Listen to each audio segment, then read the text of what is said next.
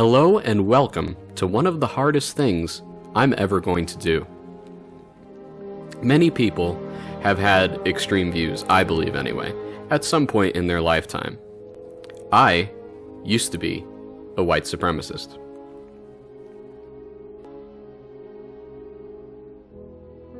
This is another episode of me talking about my experiences with white supremacism. This is episode 4, called Individuality Regained. All this time, I needed to belong to a group that stood for something. This is why I chose to follow white nationalism since about age 12, possibly even earlier. I had various online propaganda web pages I frequented, and I listened to speeches from people prominent in the movement.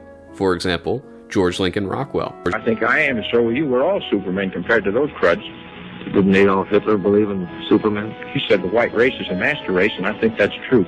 Commander, do you favor the use of violence in dealing with the Negroes? If the Negroes show us any violence, I sure as hell do.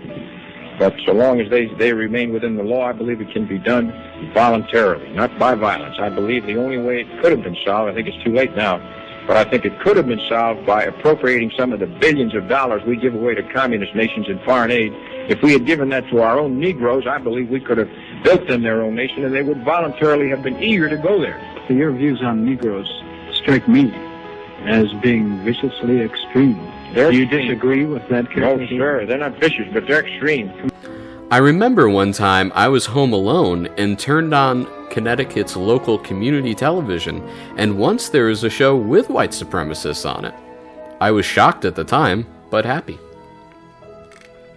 The summer of my freshman year, I played for an organization called something like the Trumbull Youth Organization, which organized plays over the summers. I was the only student in the band, mixed in with semi-pros. It was a great experience for me, and something really big came of it. Aside from the pleasure of working with adults and being paid at age 15, there was a line in Footloose that mentioned a dystopian novel. I believe it was 1984, or it could have been Animal Farm, I'm unsure. I hadn't read it. Turns out it was a book in some senior lit classes, so it was available at the Lost and Found. I would frequently steal books from the Lost and Found that I found interesting. I thought, well, the play mentioned this, so it may be worth reading. Let me tell you, it was.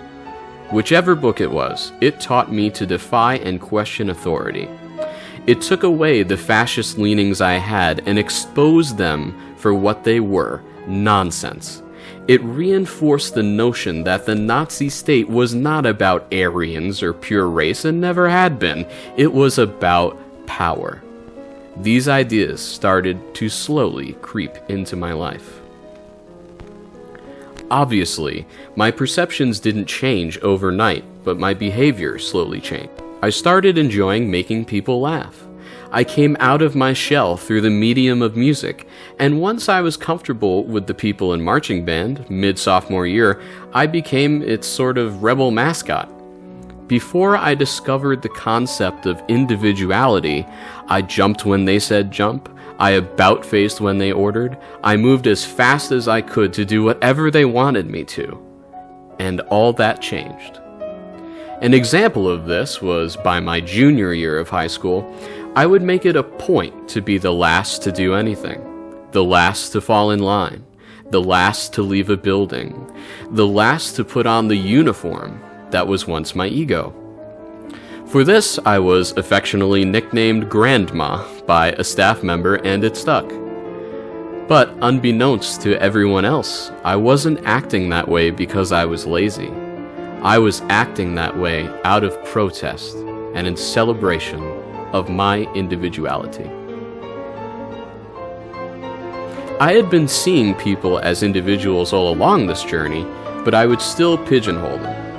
The examples I used of the Jewish and black friend I had illustrates this.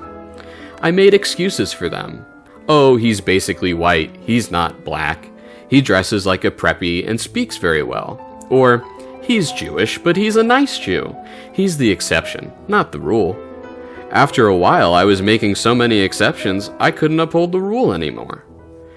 My defiance in marching band would sometimes get me in mild trouble, but that defiance also took place elsewhere.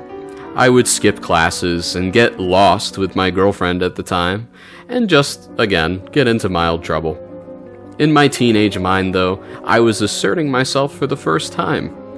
I remember my freshman year and in middle school, I was so proud of the fact I had never missed a class, but now in rebellion, I found there was more to life than following the rules and trying to be a racial Ubermensch. That same year, I basically threw away fascism and racist thinking. I tried hard to make it, but it just didn't mold to my reality. Which makes sense because it doesn't mold to any reality anywhere. At least with black nationalism, they have some historically valid arguments, but with white nationalism, it's a complete crock. I don't support black nationalism, but I just observe that they have a little bit more history on their side to argue with. I'm writing this not just to let others hear my experiences with racism, but so they know that people can change. Ideas can change. When ideas are challenged by the real world, some conclusions are inevitable. I'm sorry to say it took me some time to come from my original white nationalist views to mainstream political views, but it did happen. And this is not in the blog, but this just reminds me of a quote from Goethe. "Theory is gray, but life is everlasting green." Continuing. To those affected by racism, please remember my story. People change. I was only a couple steps away from getting serious with white nationalism, and by that I mean joining up with fellow white nationalists and possibly hurting someone. I thank God that that never happened, but it could have. Remember, people can change. I'm sure glad I did.